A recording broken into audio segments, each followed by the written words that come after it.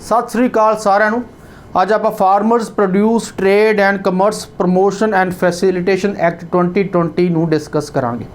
Section 3 बहुत important है। ये कहता है कोई भी फार्मर है, किसान है, कोई भी ट्रेडर है, चाहे कोई कंपनी है ਜਾਂ ਵੱਡਾ ਵਪਾਰੀ ਹੈ, ਉਹਨੂੰ फ्रीडम है कि वह इंटरस्टेट ट्रेड ਤੇ इंट्रास्टेट ट्रेड अपनी जिनस ਦਾ कर सकता है। तो वो कित्थे कर सकता है? Trade area. तो ट्रेड एरिया वो लोकेशन है जिथे फार्मर, चाहे वो फार्मर दा खेत ही होवे, जिथे उन्हें अपनी जिनस उगाई है, खेत तो बाहर जिहड़ी थां है उत्थे भी सौदा हो सकता है। फार्म गेट्स ते भी सौदा हो सकता है उहदी जिनस दा। फैक्ट्री प्रैमिसिस ते भी, वेयर हाउसिस ते भी, सिलोस ते भी, कोल्ड स्टोरेज जिथे ने ਵੱਡੇ ਵੱਡੇ ट्रेडर्स ਦੇ ਜਿਹੜੇ कोल्ड स्टोरेज ने, कोल्ड स्टोरेज ਦੇ ਬਾਹਰ भी ਉੱਥੇ सौदा हो सकता है। फार्मर अपनी जिनस ਵੇਚ सकता है, ਜਾਂ कोई भी ਥਾਂ ਜਾਂ प्लेस जिथे फार्मर ਦੀ ਜਿਹੜੀ प्रोड्यूस है, चाहे वो कणक है, झोना है, ਉੱਥੇ ਲੈ ਕੇ ਜਾਈ ਜਾ ਸਕਦੀ है। इंडिया ਦੀ ਟੈਰੀਟਰੀ, होल इंडिया ਦੀ ਟੈਰੀਟਰੀ। पर ਇਹਦੇ ਵਿੱਚ ਕਿਹੜੀ ਚੀਜ਼ ट्रेड एरिया ਵਿੱਚ ਕਿਹੜੀ ਚੀਜ਼ ਇਨਕਲੂਡ ਨਹੀਂ ਹੁੰਦੀ? ਇਹਦੇ ਵਿੱਚ ਉਹ ਚੀਜ਼ਾਂ ਨਹੀਂ ਇਨਕਲੂਡ ਹੁੰਦੀਆਂ ਜਿਹੜੀਆਂ ਪਹਿਲਾਂ ਫਿਜ਼ੀਕਲ ਬਾਉਂਡਰੀਜ਼ ਵਿੱਚ ਆਉਂਦੀਆਂ ਨੇ APMC ਮੰਡੀਜ਼ ਵਿੱਚ। तो पहला जी APMC सरकारी मंडियां सी, उहदी जिहड़ी फिजिकल बाउंड्री है, चाहे प्रिंसीपल मार्केट यार्ड है, चाहे सब यार्ड है, जो APMC मंडीज़ वालों संभालियां जांदियां ने या APMC मंडी के अंडर ने, वो इनकलूड नहीं हुंदा। मतलब APMC मंडी नूं छड्ड के बाहर किसी भी थां ते किसान की जिनस का सौदा हो सकता है। इहदे विच ईवन APMC मंडी सरकारी मंडी ही नहीं, अगर कोई प्राइवेट मार्केट यार्ड है, प्राइवेट मार्केट सब यार्ड है, तो ये प्राइवेट मार्केट यार्ड तो सब यार्ड उन्होंने लोगों ने मैनेज किया है जिन्होंने लाइसेंस मिले हुए हैं। पंजाब सरकार ने या स्टेट सरकार ने लाइसेंस दिते हैं हुण तक, चाहे वो वेयर हाउस है, सिलोज है, कोल्ड स्टोरेज है, कोई भी स्ट्रक्चर है जिन्हों के APMC एक्ट या सरकारी मंडियां ने उन्होंने लाइसेंस प्रदान किया है, जो अजकल चल रहा है। तो इन्हां नूं छड्ड के या APMC मंडी नूं छड्ड के होर जिहड़ी थां है उत्थे ये ट्रेड हो सकता है। मेन यही मुद्दा है, यही प्रोविजन है इस एक्ट का। अगला सैक्शन 4 क्लॉज 1 की कहता है? वो कहता है कि कोई भी ट्रेडर है या वड्डा व्यापारी है या कोई कंपनी है जिहड़ी जिनस हुण खरीदूगी किसान तो, वो इंटरस्टेट ते इंट्रास्टेट ट्रेड कर सकती है। हुण इंटरस्टेट ते इंट्रास्टेट ट्रेड का मतलब पहला भी आया सी सैक्शन 3 च भी। इंटरस्टेट ट्रेड हुंदा है कि किसान अपनी जिनस नूं पहला अपनी लोकल मंडी विच वेचदा सी, उत्थे ही वेच सकदा सी, बाहर नहीं जा सकदा सी। हुण वो बाहरले स्टेटां 'च भी वेच सकदा है। मतलब पंजाब दा जिहड़ा फार्मर है वो बाहर हरियाणा या महाराष्ट्र दे किसी ट्रेडर नूं अपनी जिनस वेच सकदा है। इहनूं कहंदे इंटरस्टेट। ते इंट्रास्टेट ट्रेड हुंदा है कि पंजाब की कोई मंडी है APMC, फॉर एग्जाम्पल बठिंडे की कोई मंडी है, बठिंडे वाला व्यापारी लुधियाने की मंडी विच किसी ट्रेडर नूं अपनी जिनस, चाहे वो कणक है, झोना है, वो बेच सकता है। तो इहनूं कहंदे इंट्रास्टेट, एक स्टेट दे विच ही। तो सैक्शन 4 क्लॉज 1 कहता है कोई भी ट्रेडर है, या ट्रेडर वास्ते है, स्पैशल किसी फार्मर वास्ते नहीं है, वो इंटरस्टेट या इंट्रास्टेट ट्रेड कर सकता है किसी किसान की जिनस का किसी किसान नाल। तो एक ट्रेडर भी किसान की जिनस का किसी फार्मर नाल या किसान नाल वो खरीद सकता है, या किसी होर ट्रेडर नाल, वड्डे ट्रेडर नाल ये सौदा कर सकता है इन ट्रेड एरिया ओनली। लेकिन ट्रेड एरिया विच ही, हुण ट्रेड एरिया की है मैं तुहानूं दसदा, APMC मंडी तो बाहर कोई भी एरिया है, चाहे सिलोज है, वेयर हाउस है, गोडाउन है, उत्थे ये ट्रेड कर सकता है। और तां ही कर सकता है जे उहदे कोल पैन कार्ड होवे। सिर्फ पैन कार्ड वाला बंदा ही ट्रेडर जिहड़ा है, permanent account number pan card उहदे कोल होवे, इनकम टैक्स एक्ट 1961 के तहत उन्होंने पैन कार्ड इशू किया गया होवे, वही ये ट्रेड कर सकता है, होर कोई बंदा नहीं कर सकता। सैक्शन 4 क्लॉज 3 बहुत इंपॉर्टेंट है। वो कहता है कोई भी ट्रेडर है अगर वो फार्मर नाल कोई ट्रांजैक्शन करता है, खरीद करता है वो जिनस की, चाहे मक्की है, चाहे वीट है, चाहे राइस है, तो पेमेंट उन्होंने उस दिन देनी पऊगी। ये एक्ट का मेन जोड़ा है सैक्शन 4 क्लॉज 3। तो तुसीं ध्यान रखो कि पेमेंट सेम डे देनी पऊगी जो सौदा होया, जो ट्रांजैक्शन हुई जिनस का, जां जे सेम डे नहीं दे सकता तो विदिन मैक्सिमम 3 वर्किंग डेज़ लिखा होया। ये 3 वर्किंग डेज़ ठीक है। फॉर एग्जांपल फ्राइडे नूं ट्रांजैक्शन हुई है किसान ते ट्रेडर दे विच, तो वो 3 वर्किंग डेज उस तो बाद अगर उन्हें देनी है तो सैटरडे हो गया वर्किंग डेज है, संडे वर्किंग डे नहीं हैगा, तो संडे नूं छड्ड के फिर मंडे फिर ट्यूसडे, तो सैटरडे संडे मंडे ट्यूसडे उस तो बाद वैडनसडे नूं उन्होंने देना पैना जिहड़ा भी पेमेंट है उन्होंने देनी पैनी है किसान नूं। ते पर 3 वर्किंग डेज दे सकदा, लेकिन जिहड़ी रसीद है जदों ट्रांजैक्शन हुई है जदों सौदा होया है किसान नाल उहदी एजेंट्स रसीद उन्होंने नाल दी नाल ही देनी पैनी है। पेमेंट भावें 3 दिनों बाद दे दे, अव्वल तो पेमेंट भी नाल दी नाल देनी पैनी है, नहीं तो 3 दिनों बाद भी दे सकदा है, पर रसीद उन्होंने रिसिप्ट नूं किसान नूं नाल दी नाल देनी पैनी है। कोई किसान का कोई कसूर नहीं, बेचारा किसान ने तो अपनी फसल उत्थे लाई, कल मीह आ गया, गड़े आ गए, तूफान आ गया, किसान की एजेंट्स तो खराब हो जूगी ना, किसान कोल तो स्टोरेज वाला भी कोई काम नहीं है, तो वो फिर रसीद उन्होंने नाल दी नाल देनी पैनी है। वो जी लायबिलिटी फिर वो कोल चली जानी है। जे कल नूं कोई नुकसान हुंदा फसल का पई एजेंट्स का किसी बारिश करके बेमौसमी बारिश करके, वो नुकसान वो ट्रेडर झलूगा, किसान का कोई वो लायबिलिटी नहीं है।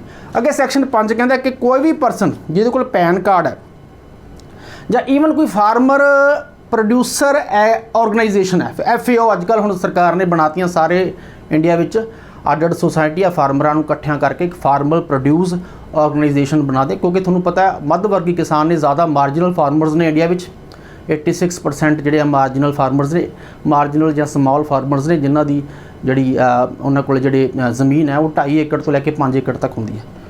तो हुण क्योंकि वड्डियां कंपनियां आउणगीਆਂ और वड्डे लैवल ते ਉਹ ਕਹਿਣਗੀਆਂ कि तुसीं थोक विच ये चीज़ लाओ जो असीं तुहानूं कह रहे हैं, तो इन्हां दा मेन यही है कि फार्मर एग्रीकल्चरल ऑर्गेनाइजेशनस बनाई गई हैं और छोटे छोटे जिहड़े खेत ने वो सारे नूं इकट्ठे करके पिंड दे तो एक वड्डा एरिए दे विच मतलब 2-2 किले या 5-5 किलियां नूं इकट्ठे करके घट घट 50-50 किले या 100-100 किले दे विच एक एजेंट्स लाई जाऊगी। तो ये फार्मर प्रोड्यूस ऑर्गेनाइजेशनस बनाई गई ने सरकार ने, तो जहाँ एग्रीकल्चरल कोऑपरेटिव सोसाइटियाँ जो पहला भी चलदियां ने, तो ये सारियां तो किसी भी परसन को अगर पैन कार्ड है जहाँ कोई फार्मर एग्रीकल्चरल ऑर्गेनाइजेशन ने वो इस्टैबलिश कर सकदियां ने एक इलैक्ट्रॉनिक ट्रेडिंग ते ट्रांजैक्शन प्लेटफॉर्म। तो एक ही है ये सारा एक तरह का एक सिस्टम होगा, एक मार्केट होगी, जिवें पहला APMC मंडी सी, एक तरह की प्राइवेट मंडी कह लो, तो ये एक इलैक्ट्रॉनिक ट्रेडिंग ते ट्रांजैक्शन प्लेटफॉर्म होगा पूरा लेटेस्ट टैक्नोलॉजी नाल लैस। ਉਹਦੇ ਵਿੱਚ इंटरस्टेट ਤੇ इंट्रास्टेट ट्रेड जे किसी किसान ने करना है स्टेट ਦੇ ਵਿੱਚ ਜਾਂ स्टेट तो बाहर ਉਹਨੂੰ काफ़ी हैल्प की जाऊगी। तो चाहे अपनी एजेंट्स उन्हें बाहर बेचनी है या स्टेट ਦੇ ਵਿੱਚ ही करनी है, उन्होंने लेटेस्ट इक्विपमेंट्स इंटरनेट राही ਜਾਂ किसी भी माध्यम राही ਉਹਦੀ हैल्प की जाऊगी, उसनूं वेचण ਵਿੱਚ ਉਹਦੀ एजेंट्स ਨੂੰ वेचण ਵਿੱਚ इस ट्रेड प्लेटफॉर्म ਦੇ ਵਿੱਚ ਜਿਹੜਾ बनाया जाऊगा इलैक्ट्रॉनिक ट्रेडिंग प्लेटफॉर्म। तो सेंट्रल गवर्नमेंट चाहे तो रूल बना सकती है, ਉਹਦੇ ਵਿੱਚ ਕੀ प्रोसीजर होगा इस प्लेटफॉर्म ट्रांजैक्शन प्लेटफॉर्म जी बनाई जाऊगी इलैक्ट्रॉनिक ट्रेडिंग ट्रांजैक्शन देखो ये जी इलैक्ट्रॉनिक ट्रेडिंग ट्रांजैक्शन प्लेटफॉर्म है या प्राइवेट मंडी कह लो, वे किसी ना किसी का तो मलकीयत होगी किसी प्राइवेट परसन की या किसी ऑर्गेनाइजेशन की या FAO की या किसानों की जी एग्रीकल्चरल ऑर्गेनाइजेशन ने उन्होंने मलकीयत होगी एक तरह की, लेकिन उन्होंने सरकारी मापदंडों के हिसाब नाल इसनूं चलाउणा पैना, किसी नाल ठगी ठोरी नहीं करनी किसी किसान नाल। कहण दा भाव है सेंट्रल गवर्नमेंट रूल बनाऊगी की प्रोसीजर होगा इस प्लेटफॉर्म के विच, की नॉर्म्स होणगे इस इलैक्ट्रॉनिक ट्रेडिंग प्लेटफॉर्म के, तो यदी रजिस्ट्रेशन भी होगी, ऐ नहीं कोई बना सकता, यदी प्रॉपर रजिस्ट्रेशन होगी, की कोड ऑफ कंडक्ट होगा, की टैक्नीकल पैरामीटर्स होणगे, किवें ऑपरेट करूगी ये प्राइवेट मार्केट, जिवें APMC तो पूरी सरकार पंजाब सरकार के अंडर है ना, पंजाब सरकार के रूल्स एंड रेगूलेशन के हिसाब नाल चलना पैंदा। APMC दे विच सारे रूल्स एंड रेगूलेशनस उत्थे तां APMC दे विच जिहड़ी है टैक्स भी लगदा है, किसान की कोई भी जिनस है उत्ते टैक्स लगदा 8% टैक्स है पंजाब दे विच, 8% विच 3% तां मार्केट फीस होगी, 3% जिहड़े है रूरल डेवलपमेंट का हो गया, तो बाकी 2.5% उस आड़ती दी जिहड़ी टैक्स है उसदी फीस है, तो 8% तो सीधा ही APMC मार्केट नूं देना पैंदा है, जिहदे करके पंजाब सरकार नूं 3500 करोड़ का जिहड़ा है एक साल दे विच मुनाफा हुंदा या जो मर्जी कह लो। तो वो हुण ये जी ट्रेड एरिया बाहरला ट्रेड एरिया ये इहो जी कोई भी सैस या फीस सरकार कहती है भी कोई नहीं लगूगी, कोई लैवी नहीं लगूगा, कोई टैक्स नहीं लगूगा, ये फ्री होऊगा ट्रेड एरिया। सरकार की जकड़ चों, पंजाब सरकार की जकड़ चों या स्टेट सरकार की जकड़ चों। स्टेट की APMC मंडियां स्टेट सरकार के कंट्रोल च होणगीਆਂ, लेकिन ये जिहड़ा ट्रेड एरिया है ਇਹਦੇ ਤੇ स्टेट सरकार कोई भी रूल या रेगूलेशन नहीं बना सकती। इत्थे टोटली फ्री मार्केट करती, फ्री जिहड़ा है करता सारा कुछ वेच वटन तक। लेकिन इत्थे भी जिहड़ी मार्केट होगी उत्थे भी निगाह सरकार कहती रखी जाऊगी। जिहड़े भी टैक्नीकल पैरामीटर्स ने किवें ऑपरेट करूगी, ये प्लेटफॉर्म किवें ऑपरेट करूगा, तो की ट्रांजैक्शनस होणगीਆਂ किवें होणगीਆਂ। लेकिन उन्नी जकड़ नहीं होगी जिन्नी APMC मंडी में पूरी निगाह रखी जाती है। किसान नाल धोखा ना होवे, किसान नाल कोई ट्रेडर या कोई आड़तीया नुकसान ना करे। तो हुण तक तो पंजाब सरकार का या किसी स्टेट सरकार का काफ़ी रूल्स एंड रेगूलेशन उत्थे चलदियां ने APMC मंडी। हुण इस विच की चलूगा या किवें होऊगा इहदे बारे हुण फ्यूचर ही दस सकदा है। लेकिन इन्होंने एक्ट विच लिखिआ है कि सेंटर सरकार पैरामीटर्स, टैक्नीकल पैरामीटर्स रखूगी, किवें ऑपरेट करना है, की लॉजिस्टिक्स होणगे, किवें अरेंजमेंट्स कीतियां जाणगीਆਂ, तो और जिणस की क्वालिटी असैसमेंट किवें कीती जाऊगी। हुण जिणस आ गई, हुण दाणा मोटा है, पतला है, दाणे विच जिहड़ा है थोड़ा जिहा मींह आने करके या बेमौसमी बारिश करके विच थोड़ी जी नमी आ गई है, तो कणक सही है या थोड़ी जी खराब है या जिवें मर्जी है, वो दाणे बारे या कणक बारे या ईवन राइस बारे उहदी क्वालिटी असैसमेंट कीती जाऊगी, उहदा रेट कितना रखना है। तो वो क्वालिटी असैसमेंट सही है या गलत है, तो ਉਹਦੇ भी कहने सेंटर सरकार रूल बनाऊगी, देखा जाऊगा। तो की मोड होगी पेमेंट की, ऑनलाइन पेमेंट दी जाऊगी फार्मर्स नूं के बाई कैश दिता जाऊगा, टाइमली पेमेंट दी जा रही है कि नहीं दी जा रही। तो यदी गाइडलाइनस जी है वो सेंटर सरकार कहती लोकल लैंगुएज उस electronic trading and transaction platform वालों जिन्हों की ये प्लेटफॉर्म है, चाहे वो FAO फार्मर प्रोड्यूस ऑर्गेनाइजेशन है, उन्होंने जिम्मेवारी है कि उत्थे बाहर एक बोर्ड पर ये गाइडलाइनस पंजाबी जे पंजाब दे विच है या किसी होर स्टेट है, लोकल लैंगुएज ये गाइडलाइनस लिखियां होण ताकि आम जिहड़े अनपढ़ किसान ने उन्होंने भी पता चले, ਵੱਧ ਤੋਂ ਵੱਧ ਉਹਨਾਂ ਨੂੰ नॉलेज मिले। मेन प्रॉब्लम ये कि नॉलेज नहीं है किसानों को, तो नॉलेज देवे। हुण ये एक्ट बन गया है, मेरी एक जिम्मेवारी है एज ए लॉ टीचर की कि हुण बहुत ज़्यादा किसान यूनियन जिहड़े ने उन्होंने धरना दिता होया, रेगूलर धरना चल रहा है, और वो धरने दे विच इस एक्ट दीयां जिहड़ियां खदशे ने बहुत किसान यूनियनां दे कि आह जिहड़ा है आए तो खदशा भी आप देखांगे। मैं देख रहा सी वीडियोज़ बहुत बन रही भी आह खदशे ने, पर मैं चाहता सी एक बार ये एक्ट नूं भी दस्सिया जाए कि आह एक्ट बनाया सेंटर सरकार ने, उहदे विच की कमियां ने की पेशियां ने, ये आप बाद डिस्कस करांगे।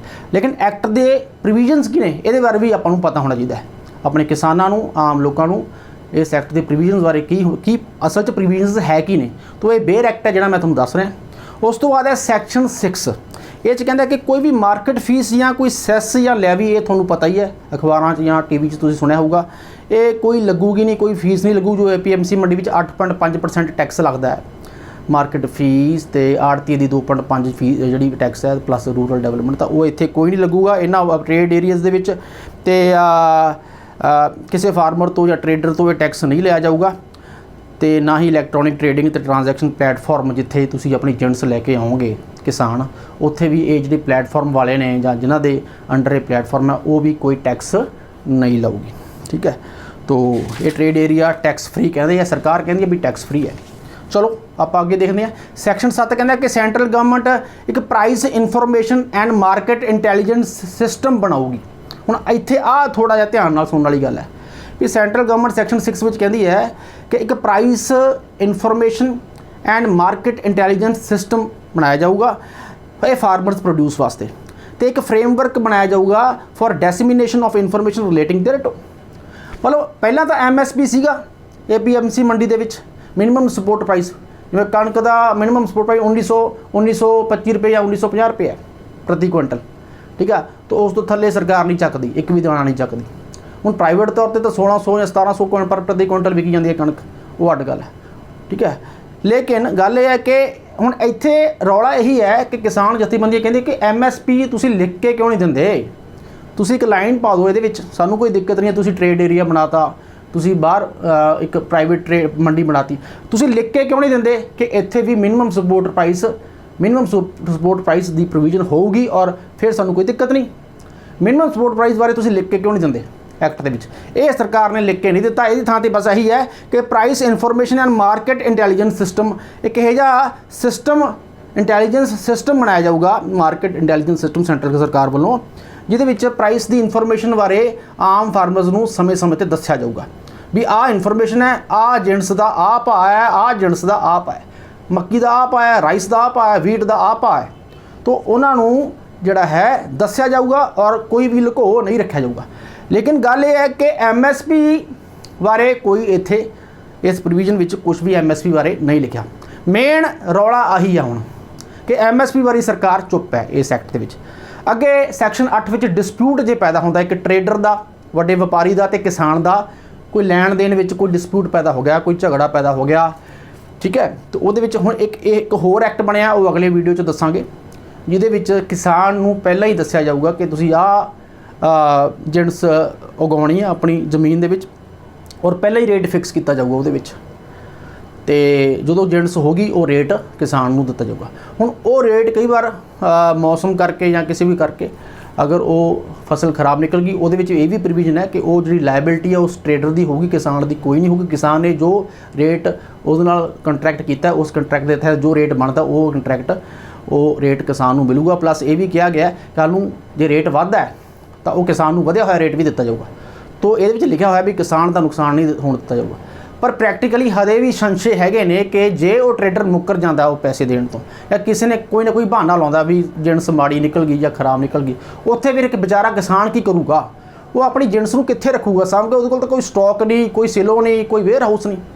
तो इस चीज़ का किसान इत्थे थोड़ी जी दुचित्ती विच आ भी इस चीज़ का बड़े बड़े व्यापारी फायदा उठाउणगे, उहदी मजबूरी का फायदा उठाउणगे। तो इहदे विच यही कहा इन्होंने एक्ट वाले ने कि अगर डिस्प्यूट पैदा हुंदा है किसी फार्मर या वड्डे ट्रेडर दे विच पेमेंट नूं लैके, तां उत्थे फिर म्यूचुअली एक दूजे की रजामंदी नाल फार्मर की और ट्रेडर की आपसी रजामंदी नाल एक्सैप्टेबल सोल्यूशन कढ़िया जाऊगा कौंसिलेशन राहीं। तो कौंसिलेशन होंदा है दोनों की रजामंदी नाल एक बोर्ड बनाया जाऊगा, उहदे विच एक एप्लीकेशन जाऊगी दोनों वालों उत्थों के SDM नूं, ते वो SDM जिहड़ा हैगा वो की करूगा एप्लीकेशन पढ़ के वो डिस्प्यूट नूं एक कौंसिलेशन बोर्ड के हवाले कर दूगा। वो कौंसिलेशन बोर्ड SDM अपॉइंट करूगा ताकि सैटलमेंट हो जाए, उन्हों का आपसी रजामंदी नाल सैटलमेंट हो जाए। हुण कौंसिलेशन बोर्ड दे विच होण बंदे कौन होणगे? एक तो चेयरमैन होऊगा। हुण जिहड़ा चेयरमैन होऊगा वो कोई भी सरकारी अफसर हो सकता, वो SDM के अधीन होऊगा, SDM की सुपरविजन ते कंट्रोल च होऊगा वो। दूसरा 2 बंदे होर होणगे या 4 बंदे हो सकते, ईवन हो सकता ऑड नहीं। जे 2 बंदे ने तो वो दोने बंदे जिहड़े है घट्टो घट्ट जां तां घट्टो घट्ट 2 या मैक्सीमम 4 बंदे ਉਹਦੇ ਵਿੱਚ ਪਾਰਟੀਆਂ ਨੂੰ ਰਿਪਰੈਜ਼ੈਂਟ ਕਰਨਗੇ। ਜੇ 4 ਬੰਦੇ ਰੱਖੇ ਐਕਸਟਰਾ उस पैनल ਦੇ ਵਿੱਚ उस बोर्ड ਵਿੱਚ तो 2 ਬੰਦੇ ਕਿਸਾਨਾਂ ਦੇ ਹੋਣਗੇ, 2 ਬੰਦੇ ट्रेडर ਦੇ ਹੋਣਗੇ। तो ਆਪਣੇ ਆਪਣੇ ਉਹ ਰਿਪਰੈਜ਼ੈਂਟ ਕਰਕੇ ਚੁਣ ਕੇ ਉਹ ਪੁਆਇੰਟ ਰეკਮੈਂਡ ਕਰਨਗੇ ਵੀ ਆਹ ਬੰਦੇ ਸਾਡੇ ਆ, तो ਬਰਾਬਰ ਰੱਖਿਆ ਜਾਊਗਾ। ਉਸ ਤੋਂ ਬਾਅਦ ਉਹ ਫੈਸਲਾ ਹੋਊਗਾ। ਤੇ ਜੇ ਫਾਰਮਰ ਜਾਂ ट्रेडर ਨੇ ਆਪਣੇ ਬੰਦੇ ਨਹੀਂ ਭੇਜੇ, नहीं भेज सके ਜਾਂ उन्होंने रिकमेंड नहीं किया भी आ साढ़े बंदे साढ़े हक च गल करनगे जो भी, तो SDM फिर आप अपॉइंट कर लूगा कोई भी बंदा जो फिट लगता है जो उस फार्मर या ट्रेडर ਨੂੰ रिप्रजेंट करूगा। ਹੁਣ ਜੇ सैटलमेंट अराइव होगी, जे सैटलमेंट होगी पेमेंट ਨੂੰ लैके ट्रेडर ਤੇ फार्मर ਵਿੱਚ ਉਹ सैटल कौंसिलेशन बोर्ड ने फाइनल कोई जजमेंट देती और दोनों पार्टियां ने मान लिया तो ओके, डैट्स ओके, वो तो हल हो गया मसला। तो ਉਹਦੇ ਵਿੱਚ ਇੱਕ ਮਤਾ ਬਣਾਇਆ ਜਾਊਗਾ, ਮੈਮੋਰੈਂਡਮ ਆਫ ਸੈਟਲਮੈਂਟ ਬਣਾਇਆ ਜਾਊਗਾ, ਜਿਹਦੇ ਵਿੱਚ ਸਾਰਾ ਦੋਨੇ ਪਾਰਟੀਆਂ ਦੇ ਸਾਈਨ ਹੋਣਗੇ, ਫਾਰਮਰ ਦੇ ਤੇ ਉਸ ਟਰੇਡਰ ਦੇ, ਕਿ ਹਾਂਜੀ ਸਾਡਾ ਮਸਲਾ ਹੱਲ ਹੋ ਗਿਆ। ਤੇ ਉਹ ਫਿਰ ਬਾਈਂਡਿੰਗ ਆ ਦੋਨਾਂ ਦੀ, ਉਹ ਮੰਨਣਾ ਪੈਣਾ, ਕੋਈ ਅਪੀਲ ਨਹੀਂ, ਕੁਛ ਨਹੀਂ, ਉਹ ਬਾਈਂਡਿੰਗ ਹੈ ਕਿਉਂਕਿ ਮਿਊਚੁਅਲੀ ਐਕਸੈਪਟੇਬਲ ਹੈ ਨਾ ਦੋਨਾਂ ਵੱਲੋਂ। ਜੋ ਦੋਨਾਂ ਵੱਲੋਂ ਰਜਾਮੰਦ ਨੇ ਤਾਂ ਫਿਰ ਉਹਦੇ ਵਿੱਚ ਅਪੀਲ ਵਾਲੀ ਕਿਹੜੀ ਗੱਲ ਹੈ। ਅਪੀਲ ਤਾਂ ਉਦੋਂ ਪੈਂਦੀ ਜਦੋਂ ਇੱਕ ਬੰਦਾ ਅਗਰੀਵਡ ਪਾਰਟੀ ਹੋਵੇ। ਜੇ ਪਾਰਟੀਆਂ ਰਿਜ਼ੋਲਵ ਨਹੀਂ ਕਰ ਸਕੇ ਡਿਸਪਿਊਟ, ਕੌਂਸਲੇਸ਼ਨ ਬੋਰਡ ਦੇ ਜਿਹੜਾ ਅਵਾਰਡ ਆਇਆ ਜਾਂ ਕੋਈ ਫੈਸਲਾ ਆਇਆ, ਉਹ ਪਾਰਟੀਆਂ ਜੋ ਇੱਕ ਪਾਰਟੀ ਨਹੀਂ ਮੰਨ ਰਹੀ ਜਾਂ ਡਿਸਪਿਊਟ ਹਜੇ ਵੀ ਉਵੇਂ ਦਾ ਉਵੇਂ ਹੈ, ਤੇ 30 ਦਿਨ ਇਸ ਕੌਂਸਲੇਸ਼ਨ ਬੋਰਡ ਨੂੰ ਦਿੱਤੇ ਜਾਣਗੇ। 30 ਦਿਨਾਂ ਦੇ ਵਿੱਚ ਅਗਰ ਡਿਸਪਿਊਟ ਨਹੀਂ ਹੱਲ ਹੋਇਆ ਤਾਂ ਫਿਰ ਉਹ SDM ਕੋਲ ਫੇਰ ਜਾਣਗੇ। SDM ਹੁਣ ਕੀ ਕਰੂਗਾ? SDM ਹੁਣ ਉਹ ਡਿਸਪਿਊਟ ਨੂੰ ਖੁਦ ਆਪ ਡਿਸਾਈਡ ਕਰੂਗਾ।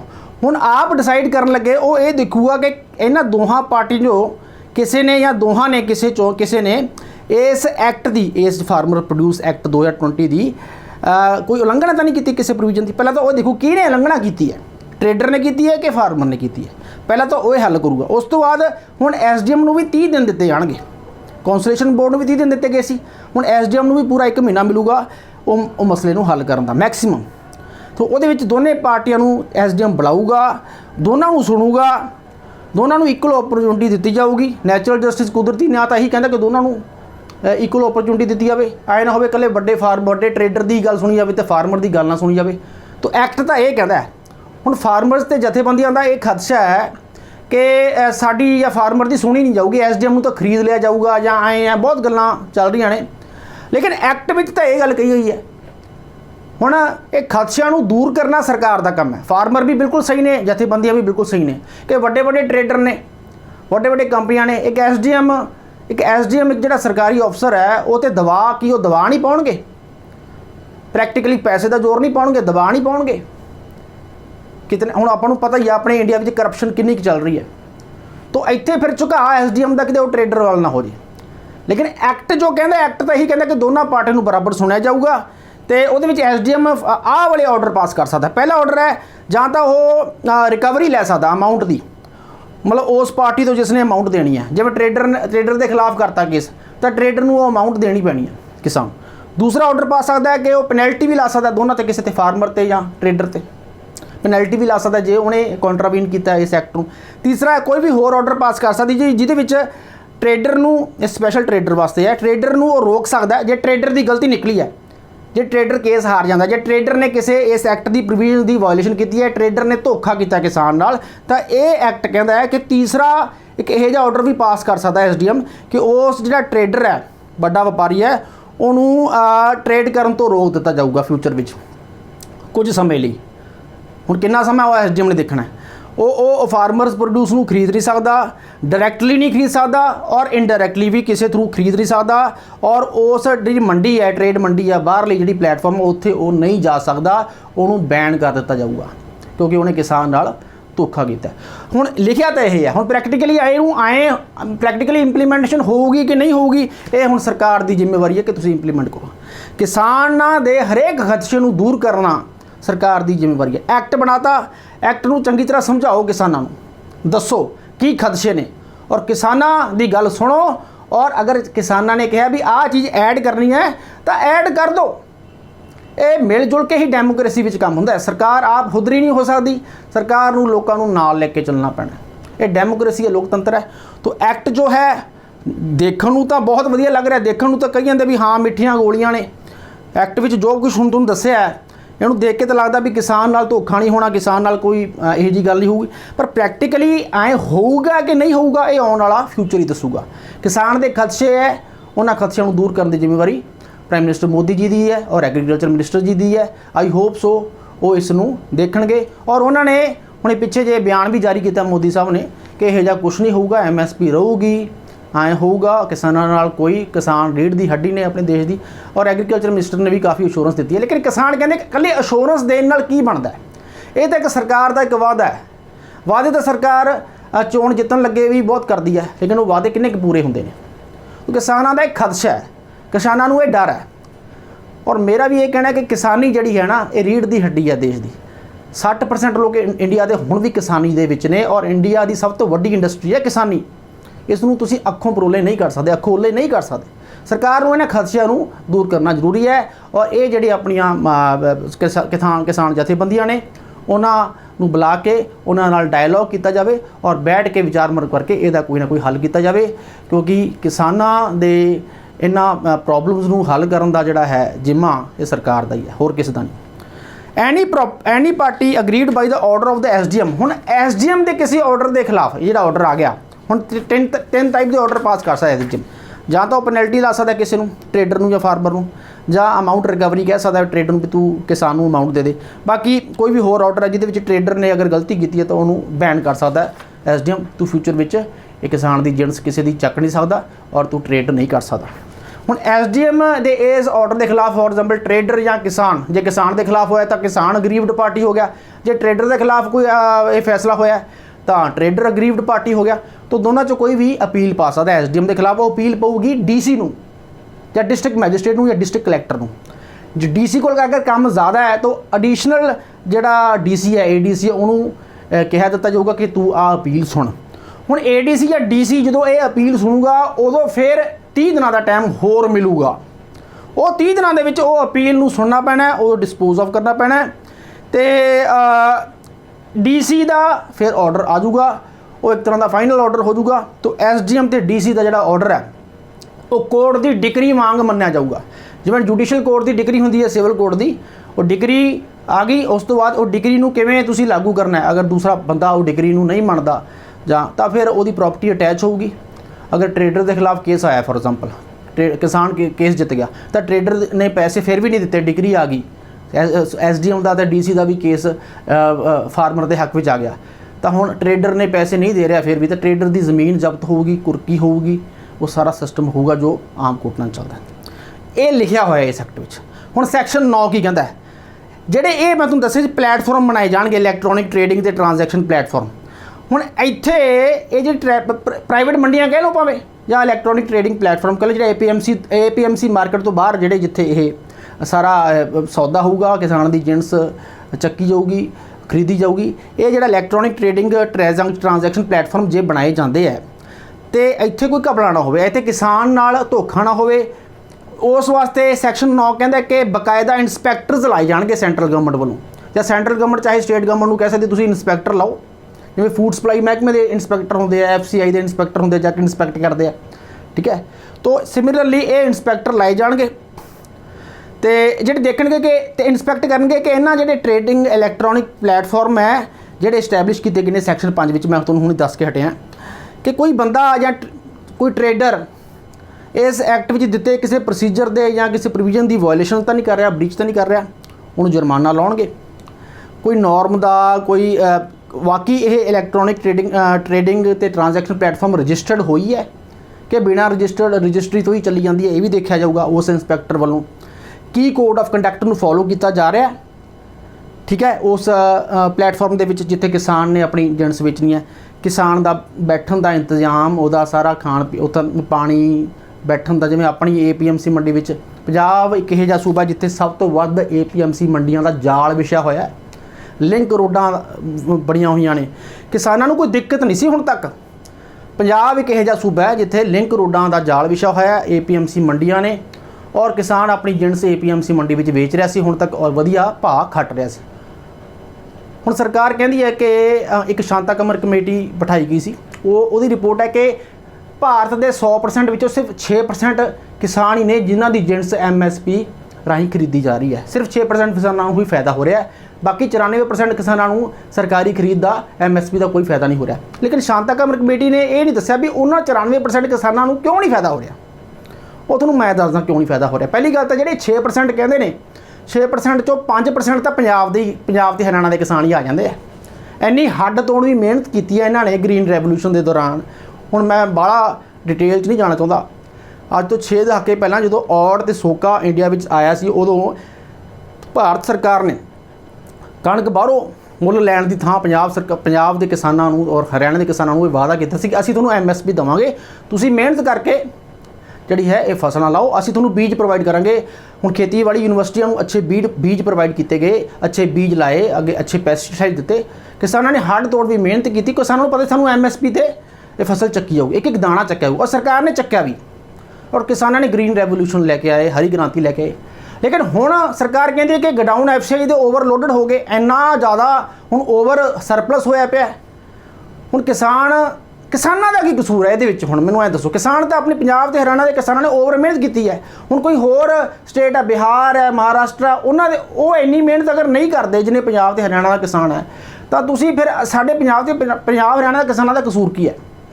ਜੇ ਉਹਨਾਂ ਨੇ ਮਿਹਨਤ ਕੀਤੀ ਹੈ, ਉਪਜ ਇੰਨੀ ਕਰਤੀ, ਭੰਡਾਰਨ ਕਰਤਾ, ਹੁਣ FCI ਦੇ ਗੋਡਾਊਨਾਂ ਵਿੱਚ ਅਨਾਜ ਸੜੀ ਜਾਂਦਾ ਹੈ, ਇਹਦੇ ਵਿੱਚ ਫਿਰ ਤੁਸੀਂ FCI ਦੇ ਗੋਡਾਊਨ ਵਧਾ ਸਕਦੇ ਹੋ, ਸਿਲੋਜ਼ ਵਧਾ ਸਕਦੇ ਹੋ, ਵੇਅਰ ਹਾਊਸ ਵਧਾ ਸਕਦੇ ਹੋ। ਤੁਸੀਂ ਦੂਸਰੇ ਸਟੇਟਾਂ ਵਿੱਚ ਜਿੱਥੇ ਮੰਡੀਆਂ ਦੀ ਕਮੀ ਹੈ, ਪੰਜਾਬ ਦੇ ਮਾਡਲ ਨੂੰ ਅਪਣਾ ਕੇ ਉੱਥੇ ਵੀ ਤੁਸੀਂ ਮੰਡੀਆਂ ਦਾ ਜਾਲ ਵਿਛਾ ਦਿਓ। ਪੰਜਾਬ ਤੇ ਹਰਿਆਣਾ ਵਿੱਚ ਜਿਵੇਂ ਮੰਡੀਆਂ ਨੇ, ਬਿਹਾਰ ਵਿੱਚ ਜਾਂ ਹੋਰ ਮਹਾਰਾਸ਼ਟਰ ਵਿੱਚ, ਹੋਰ ਵੀ ਕਰਨਾਟਕਾ ਵਿੱਚ, ਤਮਿਲ, ਉੱਥੇ ਵੀ ਤੁਸੀਂ ਮੰਡੀਆਂ ਦਾ ਜਾਲ, ਉੱਥੇ ਮੰਡੀਆਂ ਦੀ ਕਮੀ ਹੈ, ਉੱਥੇ ਇਨਫਰਾਸਟ੍ਰਕਚਰ ਨਹੀਂ ਹੈ ਜੋ ਪੰਜਾਬ ਦੇ ਵਿੱਚ ਹੈ, ਤਾਂ ਕਰਕੇ ਉੱਥੇ ਕਿਸਾਨਾਂ ਨੂੰ ਘਾਟਾ ਪੈ ਰਿਹਾ। ਇਹ 6% ਕਿਸਾਨਾਂ ਵਿੱਚ 5% ਤਾਂ ਪੰਜਾਬ ਤੇ ਹਰਿਆਣਾ ਦੇ ਕਿਸਾਨ ਹੀ ਆ ਗਏ। ਹੁਣ ਦੋਸਤੋ, ਪੰਜਾਬ ਦੇ ਕਿਸਾਨਾਂ ਦਾ ਕੀ ਕਸੂਰ ਆ? ਪੰਜਾਬ ਤਾਂ ਮਿਹਨਤੀ ਕਿਸਾਨ ਨੇ, ਉਹਨਾਂ ਨੇ ਤਾਂ ਦੇਸ਼ ਦਾ ਢਿੱਡ ਭਰਿਆ। Punjab is non as food ਬੋਲ ਆਫ ਇੰਡੀਆ। ਤਾਂ ਜੋ ਵੀ ਤੁਸੀਂ ਸੈਂਟਰਲ ਐਕਟ 'ਚ ਆਪਾਂ ਐਕਟ ਬਣਾਉਣੇ ਆ, ਮੋਦੀ ਸਾਹਿਬ ਜਾਂ ਕੋਈ ਵੀ, ਤਾਂ ਉਹ ਐਕਟ ਦਾ ਧਿਆਨ ਰੱਖਿਆ ਜਾਵੇ। ਇਹ ਕੋਆਪਰੇਟਿਵ ਫੈਡਰਲਿਜ਼ਮ ਕਹਿੰਦੇ ਆ। ਤਾਂ ਜੋ ਵੀ ਸੈਂਟਰਲ ਐਕਟ ਬਣਾਏ ਜਾਂਦੇ ਆ ਉਸ ਨੂੰ ਦੇਖ ਕੇ ਬਣਾਇਆ ਜਾਵੇ ਔਰ ਦੇਖਿਆ ਜਾਵੇ। ਹੁਣ ਇੱਥੇ ਸਾਰੇ ਸਟੇਟਸ ਨੂੰ ਇਕੱਠੇ ਰੱਖਣਾ ਹੈ, ਇਹ ਸਰਕਾਰ ਦੀ ਵੀ ਮਜਬੂਰੀ ਹੈ, ਸੈਂਟਰ ਦੀ ਵੀ ਮਜਬੂਰੀ ਹੈ। ਕਿਸੇ ਇੱਕ ਸਟੇਟ ਨੂੰ ਪ੍ਰਾਥਮਿਕਤਾ ਨਹੀਂ ਦੇਣੀ। ਅਸੀਂ ਪ੍ਰਾਥਮਿਕਤਾ ਦੇਣ ਦੀ ਗੱਲ ਨਹੀਂ ਕਰ ਰਹੇ। ਪੰਜਾਬ ਵਾਲੇ ਤਾਂ ਇਹੀ ਕਹਿ ਰਹੇ ਹੈ ਕਿ MSP ਤਾਂ ਘੱਟੋ ਘੱਟ ਮਿਨੀਮਮ ਸਪੋਰਟ ਪ੍ਰਾਈਸ ਲਾਗੂ ਕੀਤਾ ਜਾਵੇ ਔਰ ਦੂਸਰੇ ਸਟੇਟ ਵਾਲਿਆਂ ਨੂੰ ਵੀ MSP ਦਿੱਤਾ ਜਾਵੇ। ਅਗਰ ਉੱਥੇ ਇਨਫਰਾਸਟ੍ਰਕਚਰ ਦੀ ਕਮੀ ਆ ਉਹ ਇਨਫਰਾਸਟ੍ਰਕਚਰ ਪੂਰਾ ਕੀਤਾ ਜਾਵੇ। ਅਗਰ APMC ਵਿੱਚ ਕੋਈ ਕਮੀਆਂ ਨੇ, ਹੁਣ ਪੰਜਾਬ ਦੇ ਵਿੱਚ ਜਿਹੜੀ APMC ਮੰਡੀਆਂ ਨੇ ਇੱਥੇ ਵੀ ਕਮੀਆਂ ਪੇਸ਼ ਨੇ। ਇੱਥੇ ਵੀ ਆੜ੍ਹਤੀਆਂ ਵੱਲੋਂ ਕਈ ਵਾਰ ਲੁੱਟ ਕੀਤੀ ਜਾਂਦੀ ਹੈ। ਇੱਥੇ ਕਾਰਟਲ ਸਿਸਟਮ ਹੁਣ ਵੀ ਬਣਾਇਆ ਜਾਂਦਾ, ਇਕੱਠੇ ਹੋ ਜਾਂਦੇ ਆ ਔਰ ਕਿਸਾਨ ਦੀ ਜਿਣਸ ਜਿਹੜੀ ਹੈ ਇੱਕ ਭਾਅ 'ਤੇ ਖਰੀਦਦੇ ਨੇ। ਤਾਂ ਉਹ ਸਿਸਟਮ, ਉਹ ਕਮੀਆਂ ਪੇਸ਼ੀਆਂ ਦੂਰ ਹੋ ਸਕਦੀਆਂ ਜੇ ਸਰਕਾਰ ਚਾਹੇ।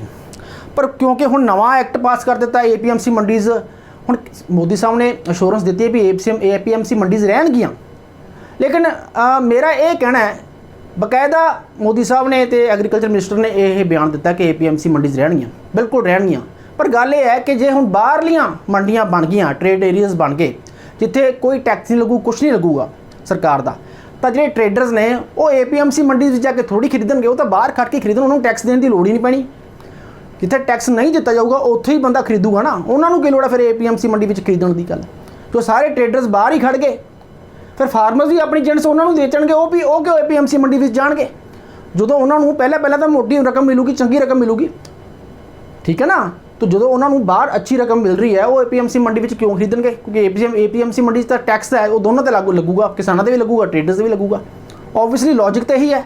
ਤਾਂ ਹੌਲੀ ਹੌਲੀ ਅਗਰ ਬਾਹਰ ਇਹ ਸੌਦੇ ਹੋਣ ਲੱਗੇ 2 3 4 ਸਾਲਾਂ ਨੂੰ, ਪਹਿਲਾਂ ਕਿਸਾਨਾਂ ਨੂੰ ਅੱਛੀ ਕੀਮਤ ਮਿਲੂਗੀ। ਇਹ ਕਹਿਣਾ ਹੈ ਕਿਸਾਨ ਯੂਨੀਅਨਾਂ ਦਾ, ਮੇਰਾ ਨਹੀਂ ਕਹਿਣਾ ਹੈਗਾ। ਇਹ ਖਦਸ਼ੇ ਹੈ, ਇਹ ਖਦਸ਼ਿਆਂ ਨੂੰ ਦੂਰ ਕਰਨਾ ਆਪਾਂ ਸੈਂਟਰ ਸਰਕਾਰ ਨੇ।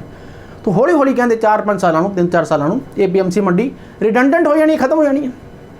तो जो APMC मंडी रिडंडेंट होगी, खत्म होगी, तो बाहर के ट्रेडर हूँ APMC मंडी भी कार्टल सिस्टम सीगा।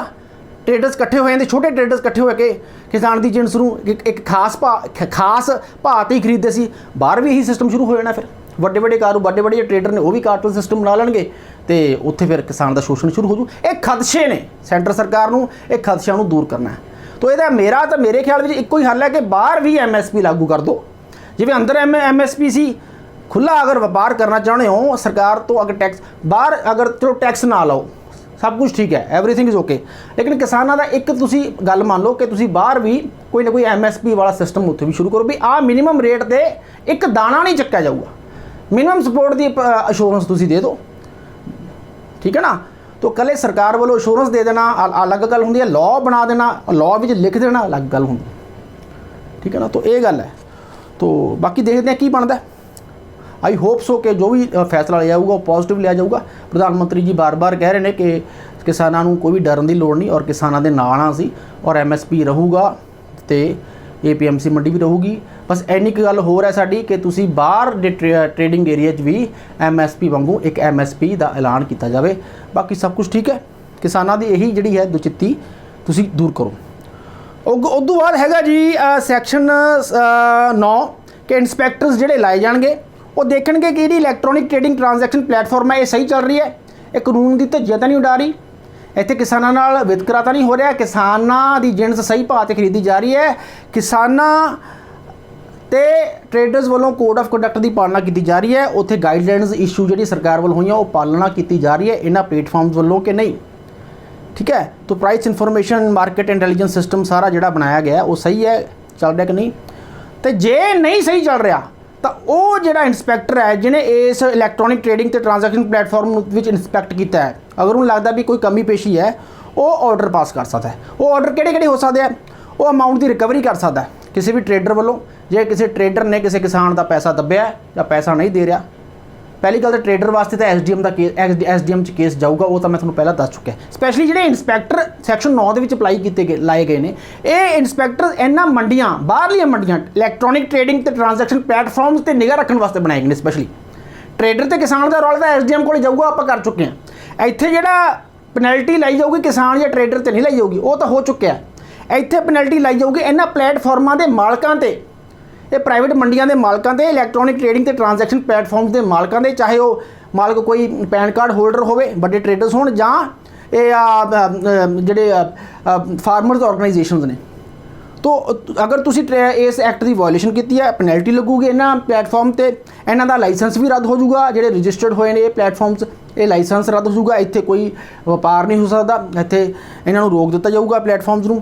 ते ये प्लेटफॉर्म्स जो भी प्लेटफॉर्म है उन्होंने सस्पेंड कर दिता जाऊगा कि फ्यूचर विच ਉਹਨਾਂ ਦਾ ਜਿਹੜਾ ਹੈ ਰਾਈਟ ਕੈਂਸਲ ਕਰ ਦਿੱਤਾ ਜਾਊਗਾ, ਉਹ ਇੱਥੇ ਟ੍ਰਾਂਜੈਕਸ਼ਨ ਜਾਂ ਇੱਥੇ ਏਜੰਟਸ ਦਾ ਵਪਾਰ ਬੰਦ ਹੋ ਜੂ। तो ਇਹ ਨਕੇਲ ਕਸੀ ਗਈ ਹੈ, ਇਹ ਐਕਟ ਕਹਿੰਦਾ। ਹੁਣ ਪੈਨਲਟੀਆਂ ਕਿਹੜੀ ਲੱਗਣਗੀ? ਸੈਕਸ਼ਨ 11 ਕਹਿੰਦਾ ਕਿ ਅਗਰ ਸੈਕਸ਼ਨ 4 ਦੀ ਵਾਇਲੇਸ਼ਨ ਹੈ ਕਿਸੇ ਟਰੇਡਰ ਜਾਂ ਫਾਰਮਰ ਵੱਲੋਂ, तो ਮੰਨ ਕੇ ਤਾਂ ਇਹੀ ਚੱਲਦੇ ਫਾਰਮਰ ਨੇ ਤਾਂ ਕੀ ਵਾਇਲੇਸ਼ਨ ਕਰਨੀ ਹੈ। ਅਗਰ ਟਰੇਡਰ ਦੀ ਵਾਇਲੇਸ਼ਨ ਹੈ, ਟਰੇਡਰ ਨੇ ਸਹੀ ਭਾਅ ਨਹੀਂ ਦੇ ਰਿਹਾ ਕਿਸਾਨ ਨੂੰ, ਜਾਂ ਕਿਸਾਨ ਨੂੰ ਭਾਅ ਦੇਣ ਤੋਂ ਜਾਂ ਪੈਸੇ ਦੇਣ ਤੋਂ ਮੁੱਕਰ ਰਿਹਾ, ਤਾਂ ਉੱਥੇ ਅਗਰ ਐਸਡੀਐਮ ਦਾ ਫੈਸਲਾ ਟਰੇਡਰ ਦੇ ਖਿਲਾਫ ਆ ਗਿਆ ਤਾਂ ਪੈਨਲਟੀ ਜਿਹੜੀ ਹੈ, ਜਾਂ ਕੋਈ ਵੀ ਟਰੇਡਰ ਛੱਡੋ ਕੋਈ ਵੀ ਬੰਦਾ ਅਗਰ ਸੈਕਸ਼ਨ 4 ਦੀ ਵਾਇਲੇਸ਼ਨ ਕਰਦਾ ਹੈ ਤਾਂ ਉਹਦੀ ਪੈਨਲਟੀ ਘੱਟੋ ਘੱਟ 25,000 ਰੁਪਇਆ ਪੈਨਲਟੀ ਲੱਗੂਗੀ ਤੇ ਵੱਧ ਤੋਂ ਵੱਧ 5 ਲੱਖ ਰੁਪਇਆ। ਤੇ ਜੇ ਕਲੌਜ਼ 2 ਕਹਿੰਦਾ ਕਿ ਜਿਹੜਾ ਇਲੈਕਟ੍ਰੋਨਿਕ ਟ੍ਰੇਡਿੰਗ ਤੇ ਟ੍ਰਾਂਜੈਕਸ਼ਨ ਪਲੇਟਫਾਰਮ ਦੀ ਜਿਹੜਾ ਸਿਸਟਮ ਹੈ ਉਹਦੇ ਵਿੱਚ ਜਿਹੜੇ ਮਾਲਕ ਨੇ ਇਸ ਪਲੇਟਫਾਰਮ ਦੇ, ਜਿਨ੍ਹਾਂ ਦੇ ਕਬਜ਼ੇ ਵਿੱਚ ਇਹ ਪ੍ਰਾਈਵੇਟ ਮੰਡੀ ਹੈ ਜਾਂ ਪਲੇਟਫਾਰਮ ਹੈ, ਅਗਰ ਉਹਨਾਂ ਵੱਲੋਂ ਕੋਈ ਗਲਤੀ ਹੈ ਜਾਂ ਕੰਟਰਾਵੀਨ ਕੀਤਾ ਸੈਕਸ਼ਨ 5 ਨੂੰ ਜਾਂ 7 ਨੂੰ ਇਸ ਪੁਲਿਸ ਐਕਟ ਦੇ, ਤਾਂ ਉੱਥੇ ਪੈਨਲਟੀ ਹੈ ਘੱਟੋ ਘੱਟ 50,000 ਇਹਨਾਂ ਪਲੇਟਫਾਰਮਸ ਦੇ ਮਾਲਕਾਂ ਨੂੰ ਦੇਣਾ ਪਊਗਾ ਤੇ ਵੱਧ ਤੋਂ ਵੱਧ 10 ਲੱਖ ਰੁਪਇਆ। ਤਾਂ ਨਕੇਲ ਤਾਂ ਹੈਗੀ ਹੈ, ਇਹੋ ਜਿਹੀ ਗੱਲ ਨਹੀਂ ਹੈ, ਐਕਟ ਤਾਂ ਕਹਿੰਦਾ ਹੈ।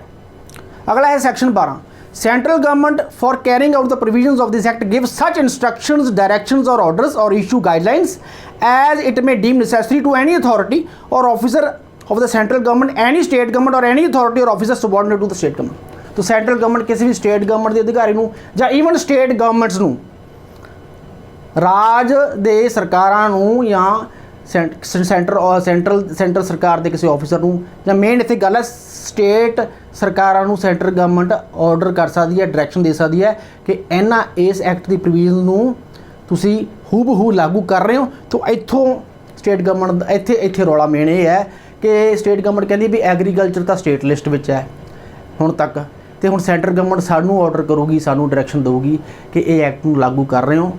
ਕਿਉਂਕਿ ਇਹ ਐਕਟ ਜਿਹੜਾ ਹੈ ਪ੍ਰਾਈਵੇਟ ਮੰਡੀਆਂ ਬਣਾਈਆਂ ਜਾਣਗੀਆਂ, ਇਹ ਪ੍ਰਾਈਵੇਟ ਮੰਡੀਆਂ ਤੇ ਸਟੇਟ ਗਵਰਨਮੈਂਟ ਦਾ ਕੋਈ ਵੀ ਅਧਿਕਾਰ ਜਾਂ ਕੋਈ ਵੀ ਸੁਪਰਵਿਜ਼ਨ ਨਹੀਂ ਹੋਊਗੀ, ਕੋਈ ਟੈਕਸ ਨਹੀਂ ਲਾ ਸਕਦੀ ਸਟੇਟ ਗਵਰਨਮੈਂਟ ਇਹਨਾਂ ਪ੍ਰਾਈਵੇਟ ਮੰਡੀਆਂ ਤੇ ਜੋ ਹੁਣ ਬਣਨਗੀਆਂ। APMC ਸਭ ਕੁਝ ਹੋ ਸਕਦਾ ਹੈ, ਟੈਕਸ ਲੱਗੂਗਾ, ਸਰਕਾਰ ਦੇ ਕੰਟਰੋਲ 'ਚ ਹੈ, ਸਟੇਟ ਸਰਕਾਰ ਦੇ, ਲੇਕਿਨ ਇਹ ਪ੍ਰਾਈਵੇਟ ਮੰਡੀਆਂ ਸਟੇਟ ਸਰਕਾਰ ਦੇ ਕੰਟਰੋਲ 'ਚ ਨਹੀਂ ਹੋਣਗੀਆਂ। ਤਾਂ ਇਹ ਹੀ ਖਦਸ਼ੇ ਹੈ ਕਿ ਸਟੇਟਾਂ ਦੇ ਕਿ ਸਾਨੂੰ ਹੁਣ, ਕਿਉਂਕਿ ਐਗਰੀਕਲਚਰ ਤਾਂ ਸਟੇਟ ਸਬਜੈਕਟ ਹੈ, ਸਾਨੂੰ ਜਿਹੜਾ ਕਿਹਾ ਜਾ ਰਿਹਾ ਕਿ ਤੁਸੀਂ ਇਹ ਐਕਟ ਦੀ ਪ੍ਰੋਵੀਜ਼ਨਸ ਨੂੰ ਲਾਗੂ ਕਰੋਗੇ। ਔਰ ਸੈਂਟਰ ਸਰਕਾਰ ਨੇ ਸੈਕਸ਼ਨ 12 ਵਿੱਚ ਬਕਾਇਦਾ ਲਿਖਿਆ ਹੈ ਕਿ ਕੋਈ ਵੀ ਆਰਡਰ ਜਾਂ ਡਾਇਰੈਕਸ਼ਨ ਇਸ਼ੂ ਕੀਤੀ ਜਾ ਸਕਦੀ ਹੈ ਸੈਂਟਰ ਸਰਕਾਰ ਵੱਲੋਂ, ਕਿਸੇ ਸਟੇਟ ਸਰਕਾਰ ਨੂੰ ਆਰਡਰ ਕੀਤਾ ਜਾ ਸਕਦਾ ਕਿ ਤੁਸੀਂ ਇਸ ਐਕਟ ਨੂੰ ਲਾਗੂ ਕਰੋ। ਈਵਨ ਇਲੈਕਟ੍ਰੋਨਿਕ ਟ੍ਰੇਡਿੰਗ ਪਲੇਟਫਾਰਮ ਦੇ ਮਾਲਕਾਂ ਨੂੰ ਜਾਂ ਇਲੈਕਟ੍ਰੋਨਿਕ ਟ੍ਰੇਡਿੰਗ ਪਲੇਟਫਾਰਮ ਨੂੰ ਵੀ ਇਹ ਆਰਡਰ ਕੀਤਾ ਜਾ ਸਕਦਾ ਹੈ ਜਾਂ ਡਾਇਰੈਕਸ਼ਨ, ਜਾਂ ਕਿਸੇ ਵੀ ਪਰਸਨ ਨੂੰ, ਕੋਈ ਟ੍ਰੇਡਰ ਵੀ ਹੋ ਸਕਦਾ ਹੈ ਜਿਹੜਾ ਓਨ ਕਰ ਰਿਹਾ ਇਸ ਪਲੇਟਫਾਰਮ ਨੂੰ, ਇਸ ਟ੍ਰੇਡਿੰਗ ਪਲੇਟਫਾਰਮ ਨੂੰ, ਕਿ ਤੁਸੀਂ ਜਾਂ ਕਿਸੇ ਕਲਾਸ ਆਫ ਟ੍ਰੇਡਰ ਵੱਡੀ ਕੰਪਨੀਆਂ ਨੂੰ ਵੀ ਇਹ ਆਰਡਰ ਪਾਸ ਕੀਤਾ ਜਾਂਦਾ ਕਿ ਤੁਸੀਂ ਇਸ ਐਕਟ ਨੂੰ ਲਾਗੂ ਕਰ ਰਹੇ ਹੋ, ਹੂਬਹੂ ਫੋਲੋ ਕਰ ਰਹੇ ਹੋ ਕਿ ਨਹੀਂ ਕਰ ਰਹੇ। ਸੈਕਸ਼ਨ 13 ਕਹਿੰਦਾ ਕਿ ਕੋਈ ਵੀ ਸੂਟ ਨਹੀਂ ਪਊਗਾ ਕਿਸੇ ਵੀ ਜੁਡੀਸ਼ੀਅਲ ਕੋਰਟ ਦੇ ਵਿੱਚ। ਤਾਂ ਜੁਡੀਸ਼ੀਅਲ ਕੋਰਟਾਂ ਨੂੰ ਬਾਹਰ ਕੱਢਦਾ ਹੁਣ, ਜੁਡੀਸ਼ੀਅਲ ਕੋਰਟਾਂ 'ਚ ਇਹ ਸੂਟ ਨਹੀਂ ਪੈ ਸਕਦਾ ਸੈਂਟਰਲ ਗਵਰਨਮੈਂਟ ਤੇ ਸਟੇਟ ਗਵਰਨਮੈਂਟ ਦੇ ਖਿਲਾਫ, ਜਾਂ ਸੈਂਟਰਲ ਤੇ ਸਟੇਟ ਗਵਰਨਮੈਂਟ ਦੇ ਕਿਸੇ ਵੀ ਆਫਿਸਰ ਦੇ ਖਿਲਾਫ ਜੇ ਉਸ ਤੋਂ ਭੁੱਲ ਭੁਲੇਖੇ 'ਚ ਕੋਈ ਗਲਤੀ ਹੋ ਜਾਂਦੀ ਹੈ, ਜਾਂ ਮਤਲਬ ਗੁੱਡ ਫੇਥ ਵਿੱਚ ਉਹ ਤੋਂ ਕੋਈ ਗਲਤੀ ਹੋ ਜਾਂਦੀ ਹੈ। ਚਲੋ ਇਹ ਇਹਨਾਂ ਨੇ ਲਿਖਤਾ, ਕੋਈ ਗੱਲ ਨਹੀਂ, ਲੇਕਿਨ ਮੇਨ ਅੱਗੇ ਹੈ ਸੈਕਸ਼ਨ 15, ਮੈਂ ਤੁਹਾਨੂੰ ਦੱਸੂਗਾ, ਉੱਥੇ ਰੌਲਾ ਮੇਨ ਪਿਆ ਹੋਇਆ। ਸੈਕਸ਼ਨ 14 ਪਹਿਲਾਂ ਪੜ੍ਹ ਲਈਏ, ਉਹ ਕਹਿੰਦਾ ਕਿ ਇਹ ਐਕਟ ਦੀ ਪ੍ਰੋਵੀਜ਼ਨਾਂ ਲਾਗੂ ਹੋਣਗੀਆਂ ਹਰੇਕ ਸਟੇਟ ਦੇ ਵਿੱਚ, ਚਾਹੇ ਉਸ ਸਟੇਟ ਦੇ ਵਿੱਚ ਉਹਨਾਂ ਸਟੇਟਾਂ ਦੀ ਆਪਣੀਆਂ APMC ਮੰਡੀਜ਼ ਹੋਣ ਜਾਂ ਉਹਨਾਂ ਦੇ ਆਪਣੇ ਲਾਜ਼ ਹੋਣ। ਮਤਲਬ ਅਗਰ ਇਹ ਐਕਟ ਅਗਰ ਇਨਕਨਸਿਸਟੈਂਟ ਵੀ ਹੈ ਕਿਸੇ ਸਟੇਟ ਦੇ ਲਾਅ ਦੇ ਤਹਿਤ, ਜਿਵੇਂ ਪੰਜਾਬ ਦੇ ਵਿੱਚ APMC ਮੰਡੀਆਂ ਨੇ, ਉਹਦੇ ਲਈ ਲਾਅ ਬਣਿਆ ਹੋਇਆ, ਤਾਂ ਇਹ ਐਕਟ ਫਿਰ ਵੀ ਲਾਗੂ ਹੋਊਗਾ। ਤਾਂ ਇਹ ਵੀ ਬੋਨ ਆਫ ਕੰਟੈਂਸ਼ਨ, ਚਾਹੇ ਪੰਜਾਬ ਸਟੇਟ ਦੇ ਵਿੱਚ APMC ਐਕਟ ਜਾਂ APMC ਮੰਡੀ ਲਾਗੂ ਨੇ, ਪੰਜਾਬ ਸਰਕਾਰ ਦੀ ਚੱਲਦੀ ਹੈ, ਲੇਕਿਨ ਇਹ ਐਕਟ ਚਾਹੇ ਇਨਕਨਸਿਸਟੈਂਟ ਹੈ ਕਿਸੇ ਪੰਜਾਬ ਸਰਕਾਰ ਦੇ ਇਸ ਐਕਟ ਦੇ ਤਹਿਤ, ਫਿਰ ਵੀ ਇਹ ਲਾਗੂ ਹੋਊਗਾ। ਤਾਂ ਪੰਜਾਬ ਸਰਕਾਰ ਦਾ ਇਸ ਐਕਟ ਨਾਲ ਕੋਈ ਲੈਣਾ ਦੇਣਾ ਨਹੀਂ ਔਰ ਸੈਂਟਰ ਸਰਕਾਰ ਦੀ ਹੀ ਚੱਲੂਗੀ। ਅਗਲਾ ਹੈ ਸੈਕਸ਼ਨ 15, ਮੇਨ ਇੰਪੋਰਟੈਂਟ, ਜਿੱਥੇ ਰੌਲਾ ਪਿਆ। ਇਹ ਕਹਿੰਦੇ ਵੀ no civil court shall have jurisdiction. ਹੁਣ ਆਮ ਕਿਸਾਨਾਂ ਦਾ ਕੋਈ ਰੌਲਾ ਪੈ ਜਾਂਦਾ, ਜ਼ਮੀਨ ਦਾ ਝਗੜਾ ਹੁੰਦਾ, ਆਪਾਂ ਸਿਵਲ ਕੋਰਟ ਜਾਂਦੇ ਹਾਂ, ਜੁਡੀਸ਼ੀਅਲ ਕੋਰਟ ਜਾਂਦੇ ਹਾਂ, ਕਹਿੰਦੇ ਜੁਡੀਸ਼ੀਅਲ ਕੋਰਟ ਦਾ ਕੋਈ ਵੀ ਇਹਦੇ ਵਿੱਚ ਜੂਰਿਸਡਿਕਸ਼ਨ ਨਹੀਂ ਹੈ, ਇਹ SDM ਕੋਲ ਹੀ ਕੇਸ ਜਾਊਗਾ। ਅਗਰ ਟਰੇਡਰ ਦਾ ਕਿਸਾਨ ਨਾਲ ਕੋਈ ਪੈਸੇ ਦਾ ਲੈਣ ਦੇਣ ਵਿੱਚ ਰੌਲਾ ਪੈ ਗਿਆ ਤੇ SDM ਕੋਲ ਜਾਊਗਾ, SDM ਤੋਂ ਬਾਅਦ ਫਿਰ DC ਕੋਲ ਜਾਊਗਾ, ਡੈਟਸ ਇਟ। SDM ਕੌਂਸੂਲੇਸ਼ਨ ਬੋਰਡ ਬਿਠਾਊਗਾ, ਉਹ ਸਾਰਾ ਤੁਹਾਨੂੰ ਕਰਾ ਦੇ। ਜੁਡੀਸ਼ੀਅਲ ਕੋਰਟ 'ਚ ਤੁਸੀਂ ਇਹ ਕੇਸ ਨਹੀਂ ਪਾ ਸਕਦੇ। ਤਾਂ ਇੱਥੇ ਥੋੜ੍ਹਾ ਜਿਹਾ ਐਂ ਵੀ ਐਗਜ਼ੀਕਿਊਟਿਵ ਹੈਵੀ ਹੈ ਥੋੜ੍ਹਾ ਜਿਹਾ ਜੁਡੀਸ਼ੀਅਲ ਕੋਰਟ ਨੂੰ ਦੂਰ ਕੀਤਾ। ਲੇਕਿਨ ਮੇਰਾ ਇੱਥੇ ਇੱਕ ਇਹ ਖਦਸ਼ਾ ਹੈ ਕਿ ਅਗਰ SDM ਜਾਂ DC ਨੇ ਵੀ ਆਰਡਰ ਪਾਸ ਕਰਤਾ, ਇਹਦੇ ਵਿੱਚ ਇੱਕ ਲਾਈਨ ਹੋਰ ਐਡ ਕਰ ਦੇਣੀ ਚਾਹੀਦੀ ਸੀ ਕਿ ਅਗਰ ਡੀਸੀ ਦਾ ਆਰਡਰ ਵੀ ਕਿਸੇ ਨੂੰ ਪਸੰਦ ਨਹੀਂ ਹੈਗਾ, ਫੋਰ ਐਗਜ਼ਾਮਪਲ ਕਿਸਾਨ ਨੂੰ ਪਸੰਦ ਨਹੀਂ ਹੈਗਾ, ਤਾਂ ਡੀਸੀ ਦੇ ਖਿਲਾਫ ਉਹ ਕਿੱਥੇ ਅਪੀਲ ਪਾਊਗਾ। ਤਾਂ ਉਹ ਮੈਂ ਕੋਈ ਲਾਈਨ ਇਹੋ ਜਿਹੀ ਪੜ੍ਹੀ ਨਹੀਂ, ਮੇਰੇ ਖਿਆਲ ਵਿੱਚ ਉੱਥੇ ਫਿਰ ਹਾਈ ਕੋਰਟ ਦੀ ਪਾਵਰ ਹੋਣੀ ਚਾਹੀਦੀ ਹੈ, ਰਿਟ ਪਾ ਸਕਦਾ ਅਗਰ ਉਹਦਾ ਫੰਡਾਮੈਂਟਲ ਰਾਈਟ ਵਾਇਲੇਟ ਹੋ ਰਿਹਾ ਹੈ ਜਾਂ ਕੋਈ ਇਹੋ ਜਿਹੀ ਗੱਲ ਹੈ ਤਾਂ ਹਾਈ ਕੋਰਟ ਦੀ ਸੁਪਰਵਿਜ਼ਨ। ਹੁਣ ਆਰਟੀਕਲ 227 ਆਪਣੇ ਕੌਨਸਟੀਟਿਊਸ਼ਨ ਦਾ ਕੀ ਕਹਿੰਦਾ ਕਿ ਸਟੇਟ ਦੇ ਅੰਡਰ ਜੋ ਵੀ ਕੋਰਟਾਂ ਨੇ, ਚਾਹੇ ਉਹ ਡੀਸੀ ਦੀ ਕੋਰਟ ਹੈ, ਚਾਹੇ ਜੁਡੀਸ਼ੀਅਲ ਕੋਰਟ ਹੈ, ਚਾਹੇ ਐਡਮਿਨਿਸਟ੍ਰੇਟਿਵ ਕੋਰਟ ਆ, ਉਹ ਹਾਈ ਕੋਰਟ ਦੀ ਸੁਪਰਵਿਜ਼ਨ ਅੰਡਰ ਹੁੰਦੀ ਹੈ, section article 227 of the constitution of India. ਤਾਂ ਓਬਵੀਅਸਲੀ ਹਾਈ ਕੋਰਟ ਤਾਂ ਹੈਗੀ ਹੈ। ਤਾਂ ਬਾਕੀ ਦੇਖੋ ਹੁਣ ਤੁਹਾਨੂੰ ਐਕਟ ਦੱਸਦਾ। ਹੁਣ ਇਹਦੇ ਵਿੱਚ ਕਿਸਾਨਾਂ ਦੇ ਖਦਸ਼ੇ ਵੀ ਤੁਹਾਨੂੰ ਮੈਂ ਦੱਸਦੇ। ਕਿਸਾਨਾਂ ਦਾ ਮੇਨ ਤਾਂ ਇਹੀ ਹੈ ਕਿ ਸਾਨੂੰ MSP ਦੀ ਗਰੰਟੀ ਦਿਓ। ਸਰਕਾਰ ਲਿਖ ਕੇ ਗਰੰਟੀ ਨਹੀਂ ਦੇ ਰਹੀ। ਹਾਂ, ਪ੍ਰਾਈਮ ਮਿਨਿਸਟਰਸ ਵੱਲੋਂ ਅਤੇ ਆਪਣੇ ਐਗਰੀਕਲਚਰ ਮਿਨਿਸਟਰ ਵੱਲੋਂ ਬਹੁਤ ਵਾਰੀ ਅਸ਼ੋਰੈਂਸ ਵੀ ਆ ਗਈ ਹੈ, ਲਿਖਤੀ ਰੂਪ ਦੇ ਵਿੱਚ ਵੀ ਅਤੇ ਓਰਲੀ ਵੀ ਉਹਨਾਂ ਨੇ TV 'ਤੇ ਅਸ਼ੋਰੈਂਸ ਦਿੱਤੀ ਹੈ ਵੀ ਤੁਹਾਨੂੰ ਘਬਰਾਉਣ ਦੀ ਲੋੜ ਨਹੀਂ, MSP ਰਹੂਗਾ। ਲੇਕਿਨ ਕਿਸਾਨ ਜਥੇਬੰਦੀਆਂ ਕਹਿੰਦੇ ਕਿ ਇਕੱਲੇ ਕਹਿਣ ਨਾਲ ਕੁਛ ਨਹੀਂ ਬਣਦਾ, ਤੁਸੀਂ ਲਿਖ ਕੇ ਦਿਓ ਜਾਂ ਕੋਈ ਨਵਾਂ ਆਰਡੀਨੈਂਸ ਜਾਂ ਨਵਾਂ ਲਾਅ ਲੈ ਕੇ ਆਓ, ਨਵਾਂ ਐਕਟ ਲੈ ਕੇ ਆਓ ਜਿਹਦੇ ਵਿੱਚ ਇਸ ਖਦਸ਼ੇ ਬਾਰੇ ਸਾਡੀ ਪ੍ਰੋਬਲਮਸ ਨੂੰ ਹੱਲ ਕੀਤਾ ਜਾਵੇ ਔਰ MSP ਸਾਨੂੰ ਸਾਡਾ ਬਣਦਾ ਹੱਕ ਦਿੱਤਾ ਜਾਵੇ। ਤਾਂ ਇਹ ਮੰਗ ਹੈ ਕਿਸਾਨਾਂ ਦੀ। ਆਈ ਹੋਪ ਕਿ ਸੈਂਟਰ ਸਰਕਾਰ ਜ਼ਰੂਰ ਇਸ ਮੰਗ ਵੱਲ ਧਿਆਨ ਦੇਊਗੀ। ਬਾਕੀ ਅਗਰ ਇਹ APMC ਮੰਡੀਆਂ ਰੱਖਣੀਆਂ ਨੇ, ਕਿਸਾਨਾਂ ਦਾ ਤਾਂ ਇਹੀ ਕਹਿੰਦਾ ਕਿ APMC ਮੰਡੀਆਂ ਰੱਖੀਆਂ ਜਾਣ, ਕੋਈ ਛੇੜਛਾੜ ਨਾ ਕੀਤੀ ਜਾਵੇ ਔਰ MSP ਰਵੇ ਔਰ APMC ਮੰਡੀਜ਼ ਨੂੰ ਜੋ ਕਮੀਆਂ ਪੇਸ਼ੀਆਂ ਨੇ ਉਹਨਾਂ ਨੂੰ ਦੂਰ ਕੀਤਾ ਜਾਵੇ। ਚੰਗੇ ਰੋਡਸ ਬਣਾਏ ਜਾਣ। ਪੰਜਾਬ ਦੇ ਤਾਂ ਚੰਗੇ ਰੋਡਸ ਹੈਗੀਆਂ ਨੇ, ਹੋਰ ਸਟੇਟਾਂ ਵਿੱਚ ਚੰਗੇ ਰੋਡਸ ਜਾਂ ਦੇਖੋ ਚੰਗੀਆਂ ਰੋਡਸ ਹੋਣਗੀਆਂ, ਚੰਗੀਆਂ ਸੜਕਾਂ ਹੋਣਗੀਆਂ, ਕਿਸਾਨਾਂ ਨੂੰ ਕੋਈ ਦਿੱਕਤ ਨਹੀਂ ਆਊਗੀ ਆਪਣੀ ਜਿਣਸ ਨੂੰ ਬਾਹਰ ਵਿੱਚ। ਹੁਣ ਇਹ ਕਹਿੰਦੇ ਵੀ ਇਹ ਐਕਟ ਕਹਿੰਦਾ ਕਿ ਕਿਸਾਨ ਆਪਣੀ ਜਿਣਸ ਨੂੰ ਬਾਹਰ ਕਿਤੇ ਮਰਜ਼ੀ, ਇੱਕ ਪੰਜਾਬ ਦਾ ਕਿਸਾਨ ਰਾਜਸਥਾਨ ਜਾ ਕੇ ਵੇਚ ਸਕਦਾ ਹੈ।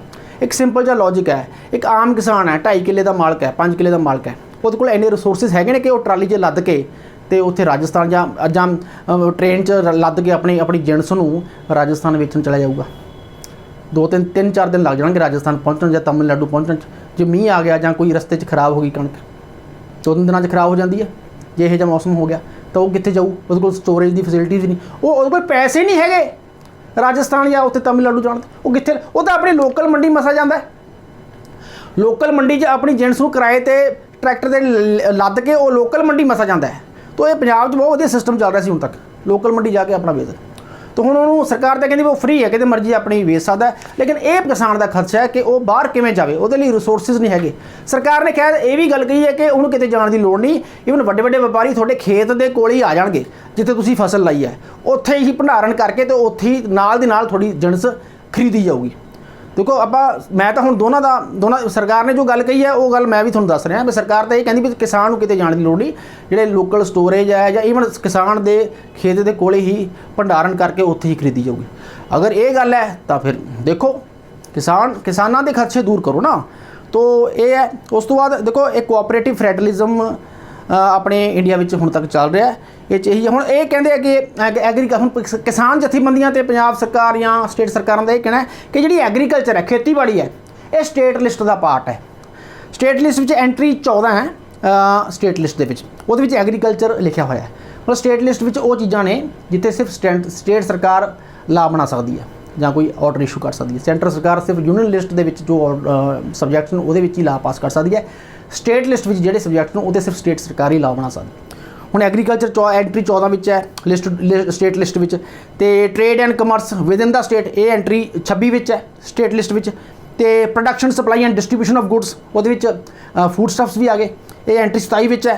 ਅਤੇ ਮਾਰਕੀਟਸ ਐਂਡ ਫੇਅਰਸ, ਹੁਣ ਮੰਡੀਆਂ ਨੇ APMC ਮੰਡੀਆਂ ਇੱਕ ਤਰ੍ਹਾਂ ਦੀ ਮਾਰਕੀਟ ਹੀ ਹੈ ਨਾ APMC ਮੰਡੀ, ਤਾਂ ਇਹ ਐਂਟਰੀ 28 ਵਿੱਚ ਹੈ।